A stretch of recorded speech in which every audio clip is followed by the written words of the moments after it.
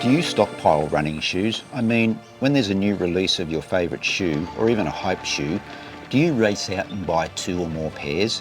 Because you fear that if you don't, they will disappear from the shelves for good? This is not uncommon. In fact, runners are stockpiling shoes more and more. I know several who do. And this isn't something new. Stick around and I'll explain. Hi guys, how's it going? Welcome back to another video. Really do appreciate you stopping by. You might be wondering why I'm talking about stockpiling shoes when the thumbnail to this video was my 200-mile update on the Asics Superblast 2. Well, in a way, the two are related. Bear with me.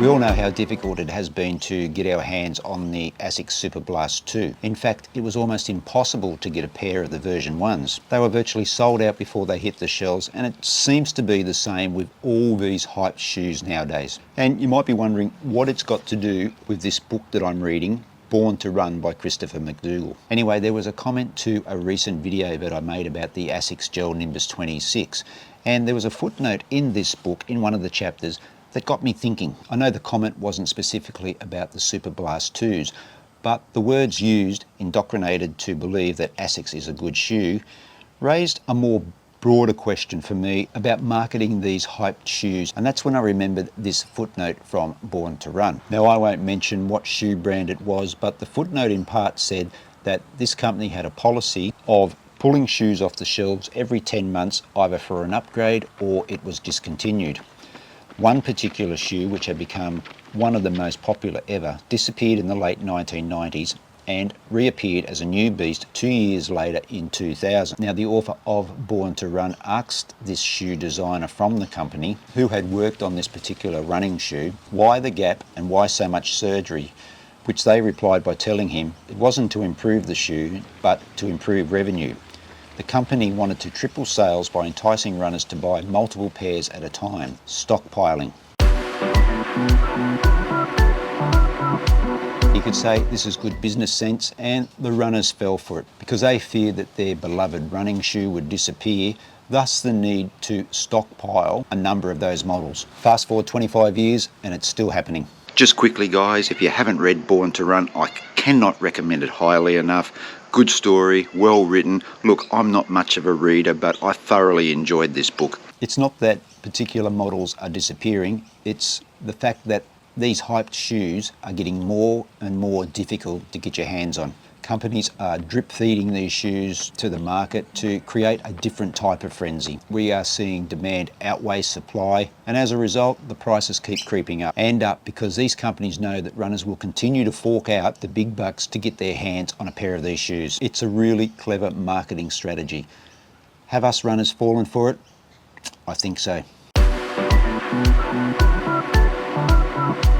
Up until recently, it had been almost impossible to get your hands on the Superblast 2s in the more popular sizes since it was released mid-year. Sure, there was some available in smaller sizes, and I did notice during the week that Asics has dropped another batch of the Superblast 2s in 3 new colorways just in time for Christmas, and I'm sure they're going to be just as popular now as they were when this shoe was released. Now, when the Superblast 2s were first released mid-year, 320 Aussie bucks, they sold out like hotcakes. It's a bloody expensive daily train. I've never paid 300 bucks or more for a shoe in the past, but it is something that is becoming more and more common in the running sphere. We're seeing these shoes $300-400, even up to $700 and $800 for a pair of hyped running shoes, carbon plated race shoes, whatever you want to call them. And here's the thing. Don't expect this pricing to slow down. Runners are paying those numbers and the shoes are running off the shelf. There's no need for the companies to cut the prices. Demand is outweighing supply, and that is music to running shoe companies. Don't get me wrong, this is not a shot at running shoe companies. Far from it. They are in business to make money for shareholders, for owners, and let's be honest, if they weren't turning a profit, then we wouldn't be seeing all these great advancements in the running shoe space.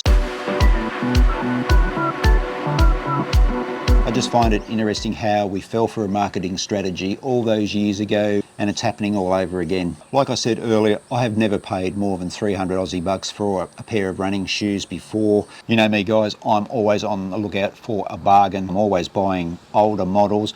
But when the Superblast 2s came on the market, I didn't want to miss out, so I jumped in and bought them straight away. I'm actually glad that I did. This has been a brilliant shoe for me. I'm well past 200 mile now. I think I'm actually approaching 400 kilometres, 250 mile. This has been my go-to shoe for my longer runs. I've run a couple of half marathons in this shoe. There was a question in one of the comments after I ran one of the half marathons, would I use this shoe in a marathon? I wouldn't hesitate to use it in a marathon. Obviously it's not going to be as good as some of the carbon plated shoes. It's a little bit heavier as well. I did find it a little clunky towards the end of a half marathon, but if you're looking for comfort, support and a little bit of responsiveness, I don't think you can go wrong with the Superblast 2s. Okay, so let's get to the update on the Superblast 2s. This is my go-to long run shoe now. I've done, like I said, 400 kilometers in it. That outsole still looks almost untouched. No reason to suggest why I can't get another 400 kilometers out of that. The midsole, that Flight Foam Turbo, not showing any creasing. The upper still looks nice and clean, nice and smick. It's comfortable, it's supportive, and there's enough responsiveness from this midsole to be able to pick up the pace. I'd love to get my hands on another pair, but at $320, it's just probably stretching the bank balance just a little bit. This is an expensive daily trainer. Do I think this is fair value for what I'm using it for and what it's delivering for me? I think it has been good value. You may disagree. All right, guys, that's it for this video. A little bit of a different update review on the Superblast 2s. I hope you enjoyed it. If you did, make sure you give the video a thumbs up, make a comment. If you're not a subscriber, make sure you hit that subscribe button and don't forget to tap that notification bell so that you are made aware when a video does drop here on the channel. Thanks very much for watching, and I'll catch you in the next video real soon.